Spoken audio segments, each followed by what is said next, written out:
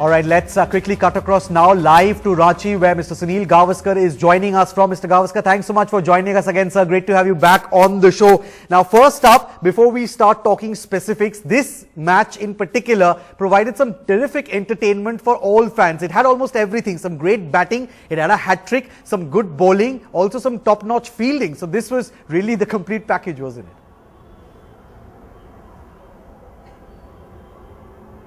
Absolutely. I think the crowd would have enjoyed every moment of it, and the fact that India won the match to level the series would have been the icing on the cake. As you said, there was everything. There was attacking batting from the word go from Rohit Sharma and Shikhar Dhawan, then that cameo by Hardik Pandya, some fine batting once again by Suresh Raina, the hat-trick by Thisara Perera, who unfortunately couldn't deliver with the bat, being out to the first ball, getting a golden duck. And then there was that stumping from Mahendra Singh Dhoni.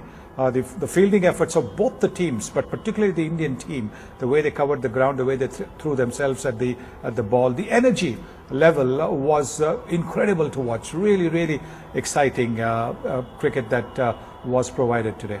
Right, I'm glad you brought up Dhoni's stumping, Mr. Gavaskar, because that was going to be my next question. A word on the glove work by the Indian ODI and T20 captain. This is perhaps the reason why he's considered to be the best wicketkeeper batsman in limited overs matches, even though his bat has been a bit silent of late.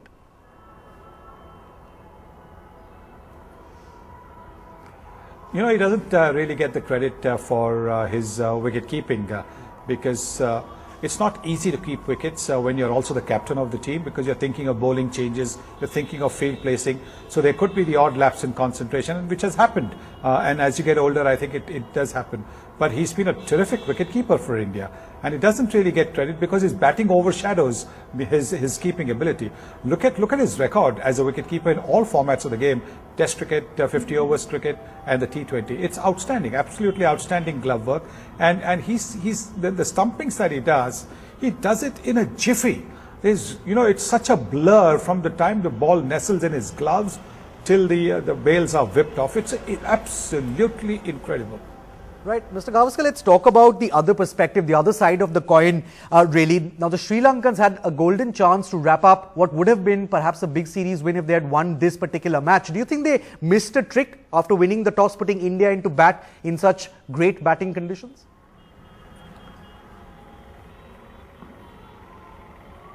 Perhaps they thought that their best chance is in chasing because they probably were not very confident that if they batted first that they would be able to defend the total because of their inexperienced bowling. So because it succeeded for them in Pune, they went for it. But quite honestly, I think they should look at the pitch and the conditions, and therefore my honest advice to them would be, don't get carried away by just one win, and look at the same tactic.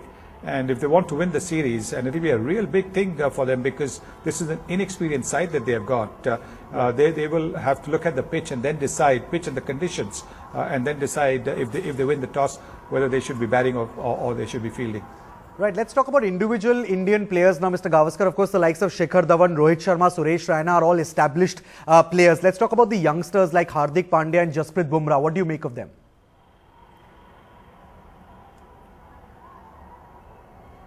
Oh, I think there have been great finds. I've been saying since the T20 matches in Australia how wonderful it is to see somebody like Jasprit Bumrah come and start bowling Yorkers and the full-length deliveries, real full-length deliveries straight up.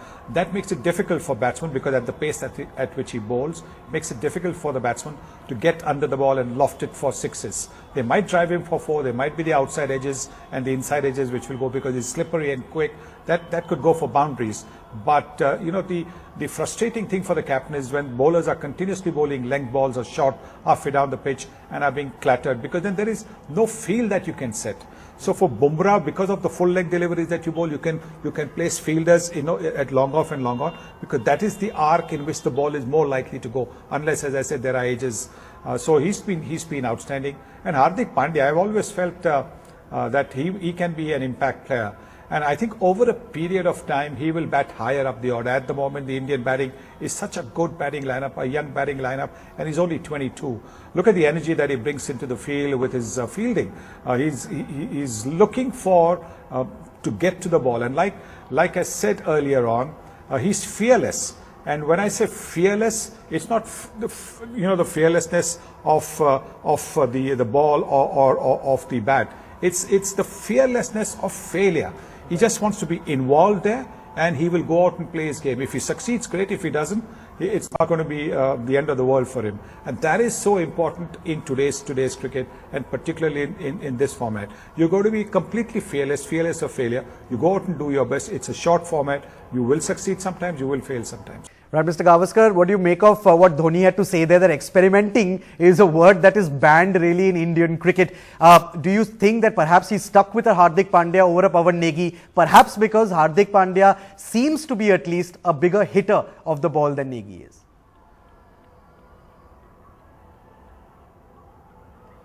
Well, I think the other important aspect that we need to take into account is the fact that Yuvraj Singh can come in and bowl a bit as well, like Pawan Negi would do. He's already got two top-class spinners in Ashwin and Jadeja. So he's got 8 overs of the 20 overs covered by top-class spin bowlers. If he wants a few more overs of spin, he can go to Suresh Raina, he can go to Yuvraj Singh. So that's why at the moment, Pawan Negi is superfluous to his needs and his options.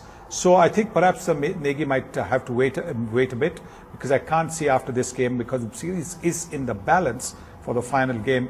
I don't think there'll be too many changes in fact, there won't be any change in the final game at Vizag as well. Right. In all probability, as you mentioned, sir, they will perhaps go in with the same playing 11, and hopefully India will win that match on Sunday to clinch a 2-1 series win, which incidentally will also see them reclaim the #1 T20 ranking in the ICC rankings. Mr. Gavaskar, one final question, sir, before we let you go. It's not on the senior team, but on the junior team. They are playing that all-important Under-19 World Cup final on Sunday. Your message, sir, for the boys in blue?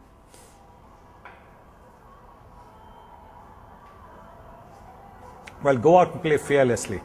Go out and play fearlessly, because we as cricket followers, we are immensely proud of what you have achieved so far.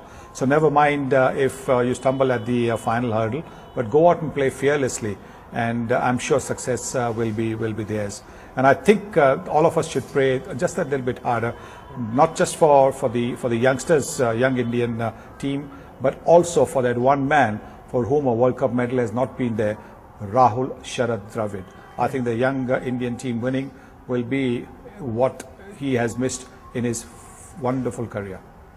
Absolutely. Fantastic words there, Mr. Gavaskar, and they will perhaps be a huge shot in the arm, those words of advice of yours for the Indian boys in blue. Thank you so much, sir. We'll of course see you again after the third T20 in Vizag on Sunday. Thanks so much for joining us.